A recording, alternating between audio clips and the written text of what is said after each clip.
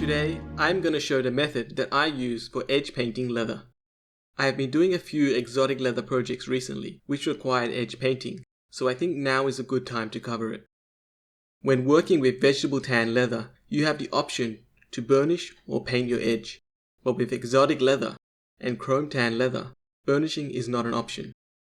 Edge painting takes a longer time than burnishing as you need to apply multiple layers of paint.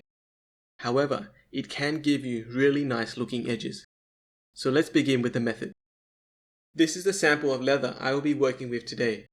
It is an orange Butero leather and I've already glued the top edge, so I have the grain side on the outside of both the front and back. The edge that I will be painting here is 4mm thick. This edge painting method will work for both vegetable tanned and chrome tan leather. The first step is to sand the edge flat. For this sanding, I use a 400 grit sandpaper. However, you can begin at 240 grit and finish on 400 grit if your edge is uneven. This sanding is important as it gives you a flat edge to start off with. All of the sanding steps in the method are very important and will affect the final look of your edge. For the edge paint today, I'll be using Fiebing's acrylic paint. However, this method I am using will also work with edge paint from Giardini, Fenice and Vernis. For this first layer of paint, I will only apply a thin layer of paint that is just enough to cover the edge. I suggest using an awl as it is easier to limit the amount of paint that you are applying. The next step is an optional one. If you want to edge crease the edge, use a hot edge creaser to crease the edge and also do the same for the other side. Here I am using an FN2 tip at a heat setting of 250 Celsius on my electric edge creaser. For step 3, apply heat to the painted edge. It is best to do this using a hot edge creaser tip, but you can also dry burnish the edge using only a canvas cloth. This step is important as it bonds the first layer of edge paint to the leather and will stop the paint from being able to be peeled off the edge later. It will also smooth down the edge paint and minimize any unevenness in the leather. The next step is to dry burnish the edge. Lay the piece flat on your workbench and use a canvas cloth to burnish the exposed edge. This will help to round off the edge and make the paint limit clearer. Step 5 is to sand the edge using 400 grit sandpaper. Keep sanding until the edge is smooth, even if it means sanding through the paint so you're able to see some of the leather.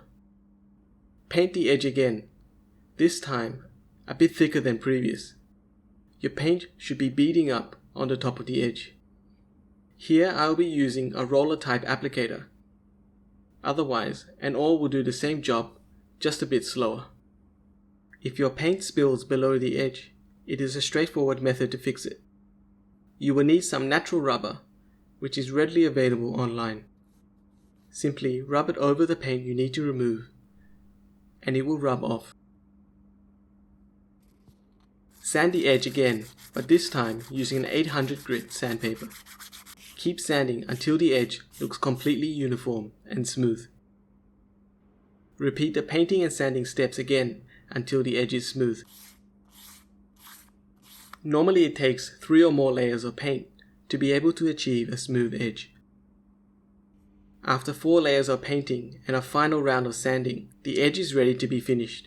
Rub the edge with paraffin wax. This wax will be the final top finish for the edge. Use a hot edge creaser, this time at a lower temperature, to smooth the wax. The creaser should be hot enough to melt the wax, but not melt the edge paint. The final step is to burnish the wax layer. Use a canvas cloth and keep burnishing until you get your desired level of shine. This edge is now finished. It is very smooth and shiny. If you are looking for a matte type finish, you can stop before applying the wax and instead finish by using a 1000 grit sandpaper. Then wipe clean the edge using a damp cloth to finish off the edge. This is the edge painting method I have found works well for me.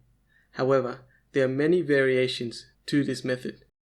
As always, you should experiment with your painting method and the temperature of your creaser before you apply it to a new project, as you may get different results with your edge paint brand and creaser settings. Thank you for watching this video. If you enjoyed it, please like and subscribe, and I'll see you next time.